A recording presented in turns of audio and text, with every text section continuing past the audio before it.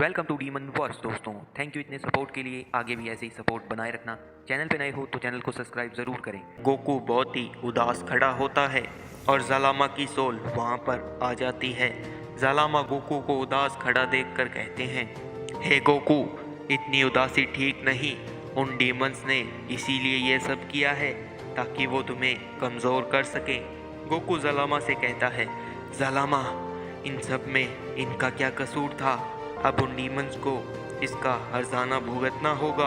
अब वो सब देखेंगे कि मेरी फैमिली को नुकसान पहुंचाने का उन्हें कितनी बड़ी कीमत चुकानी पड़ती है। अब गोकू को बहुत गुस्सा आने लगता है और गोकू फिर से अपनी पावर अप करने लगता है। उसके ऐसा करने से अर्थ में ब्लास्ट होने लगते हैं और गोकू वहां से टेलीपोर्ट कर जाता है। अब हमें सुप्रीमो को दिखाया जाता है जो उस डार्क कासल के बाहर खड़ा होता है। ओकारू और सोल शैडो वहां आ जाते हैं। ओकारू कहता है, अब उस मॉर्टल की भी हिम्मत नहीं होगी जो हमसे लड़ पाए। मैंने उसकी फैमिली को ही ख़त्म कर दिया है। वो की भी ले आया हूँ। टाइटन और रूबियन आ जाए, उसके बाद हम अपना काम पूरा कर सकेंगे और हमारा राज सारी एग्जिस्टेंस पर हो जाएगा और हमें कोई रोक भी नहीं पाएगा। सुप्रीमो कहता है, अब इस की हेल्प से हम इस कासल में चलते हैं।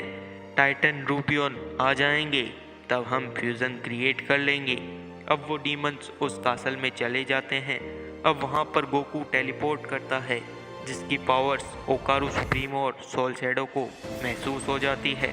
सुप्रीमो ओकारू से कहता है, हे, हमें कुछ करना होगा। वो मॉर्टल बड़ा ही ज़िद्दी है, वो यहाँ तक चला आया। ओकारू कहता है, मगर ऐसा कैसे हो सकता है? मैंने तो उसकी सारी फैमिली को ही ख़त्म कर दिया।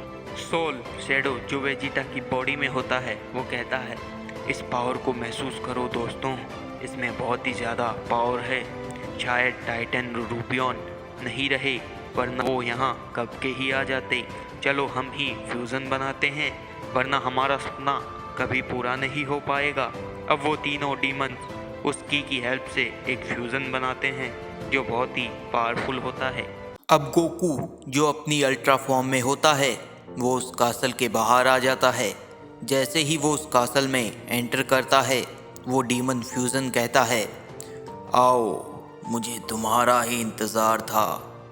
अब देखना इस डीमन की पावर्स। आखिर मुझे टाइटन और रूबियन का बदला भी तो लेना है। गोकू कहता है, हे डीमन, अगर अभी तुम्हारे पास वेजिटा की बॉडी नहीं होती तो मैं तुम्हें एक पल में ख़त्म कर देता। मगर तुम कितने कमज़ोर हो कि तुम्हें वेजिटा की बॉडी की ज़रूरत पड़ रही है। तो वो डीमन कहता है, बस तुम मॉर्टल्स इतने ही सेंसिटिव होते हो, इसीलिए हमेशा हार जाते हो। इतना कहते ही वो डीमन फ्यूज़न गोकू पर अटैक करने लगता है। गोकू उसके अटैक से आसानी से बच जाता है, मगर जब वो वापस अटैक करने वाला होता है उसे वेजिटा की याद आ जाती है। इसीलिए वो डीमन फ्यूज़न पर वापस अटैक नहीं कर पाता। अब वो डीमन फ्यूज़न गोकू पर थोड़े ज़्यादा अटैक्स करता है जिससे गोकू दूर जाकर गिरता है। अचानक वहाँ पर जालामा की सोल आ जाती है और जालामा गोकू से कहते हैं, हे गोकू, तुम उस पर अटैक करोगे तभी ये फाइट ख़त्म होगी, वरना तो वो तुम पर ऐसे ही अटैक करते रहेगा और तुम हार जाओगे।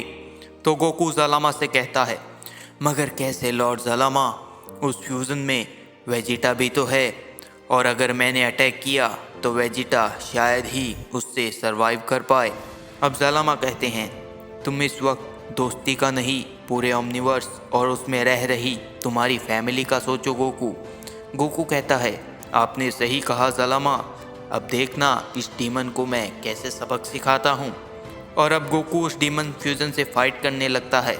इस बार गोकू भी डीमन फ्यूज़न पर बड़े अटैक करने लगता है और डीमन फ्यूज़न उस अटैक से मुश्किल से ही बच पाता है। थोड़ी फाइट के बाद डीमन फ्यूज़न बहुत दूर जाकर गिरता है। अचानक वो फ्यूज़न पावर अप करने लगता है।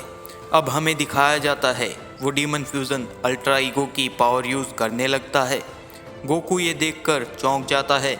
डीमन फ्यूज़न गोकू पर एक बड़ा अटैक कर देता है जिससे गोकू घायल हो जाता है और अपनी बेस फॉर्म में आ जाता है। ये सब देखकर डीमन फ्यूज़न कहता है, क्यों मॉर्टल, तुमने सोचा भी नहीं होगा कि तुम्हारे साथ ये सब होगा। अब गोकू बेहोश हो जाता है। क्या करेगा गोकू, जानेंगे अगले पार्ट में। चैनल पे नए हो तो चैनल को सब्सक्राइब ज़रूर करना दोस्तों।